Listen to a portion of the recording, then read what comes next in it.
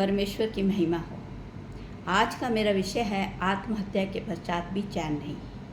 हम अक्सर देख रहे हैं कि बहुत से लोग जो हैं जब किसी परेशानी में आ जाते हैं, या बहुत से स्टूडेंट्स हैं जब वो परीक्षा में असफल हो जाते हैं या अपने एम से असफल हो जाते हैं, या किसी बदनामी की वजह से जो है आत्महत्या करने की सोचते हैं या फिर करते भी हैं। लेकिन क्या कभी किसी ने ये सोचा है कि आत्महत्या के पश्चात क्या वो वाकई में सुखी हो जाते हैं?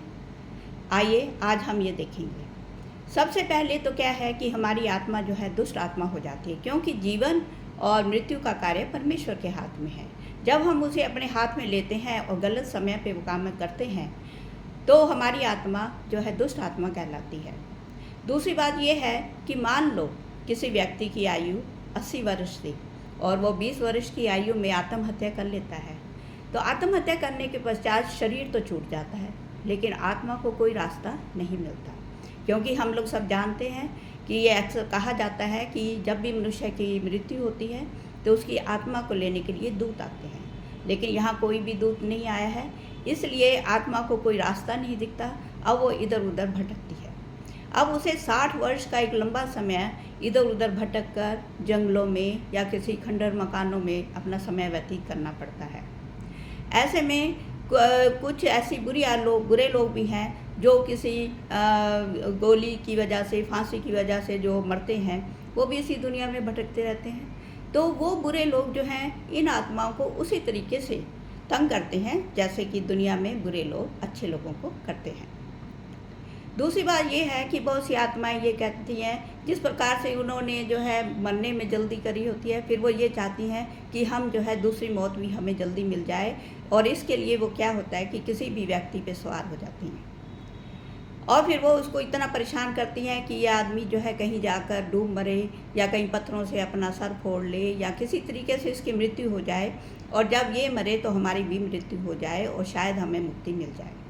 लेकिन ऐसा नहीं होता है। इसके लिए हम बाइबल में देखेंगे, लिखा हुआ है बाइबल में मरकुस 5 अध्याय की 2 से 13 आयत तक मैं आपके सामने पढ़ रही हूँ। जब यीशु मसीह इस दुनिया में थे तो तुरंत एक मनुष्य जिसमें अशुद्ध आत्मा थी कब्रों में से निकलकर यीशु से मिला। वह कब्रों में रहा करता था और कोई उसे जंजीरों से भी नहीं बांध सकता था। वह रात दिन कब्रों में और पहाड़ों में चिल्लाता और अपने आप को पत्थरों से घायल करता था।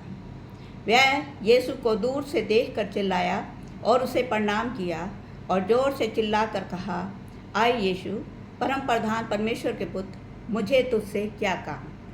मैं तुझे परमेश्वर की शपथ देता हूँ कि मुझे पीड़ा ना दे। क्योंकि यीशु ने उससे कहा था, आए अशुद्ध आत्मा, इस मनुष्य में से निकल आ। यीशु ने उससे पूछा, तेरा नाम क्या है? उसने उससे कहा, मेरा नाम सैना है, क्योंकि हम बहुत हैं। और उसने उससे विनती की कि हमें इस देश से बाहर ना भेज। और वहाँ पहाड़ पर सूअरों का एक बड़ा झुंड चर रहा था और उन्होंने यीशु से विनती करके कहा कि हमें उन सूअरों में भेज दे कि हम उनके भीतर जाएं। सो उसने उन्हें आज्ञा दी और अशुद्ध आत्मा निकलकर सूअरों के अंदर बैठ गई और झुंड जो कोई 2000 का था पहाड़ पर से झपटकर झील में जा पड़ा और डूब मरा। अब इस प्रकार से यीशु मसीह ने जो है उन आत्माओं को दूसरी मौत देकर मुक्ति दी। तो इससे ये साफ जाहिर होता है कि यदि हम आत्महत्या करते हैं तो हमारी आत्मा को कोई रास्ता नहीं है और हम इस दुनिया की परेशानी से परेशान होकर आत्महत्या करते हैं, लेकिन हमें आगे भी चैन नहीं है। तो इसलिए मेरा आप सबसे निवेदन है कि कोई भी इस प्रकार की बात को ना सोचे। हमें जीवन में बहुत सी कठिनाइयाँ आती हैं, ये मैं भी समझती हूँ, लेकिन हमें उनका बहादुरी से और परमेश्वर से मदद लेकर, परमेश्वर से अकल और समझ लेकर उनका सामना करना है। और मुझे आशा है कि आप इस बात को अवश्य ही समझेंगे।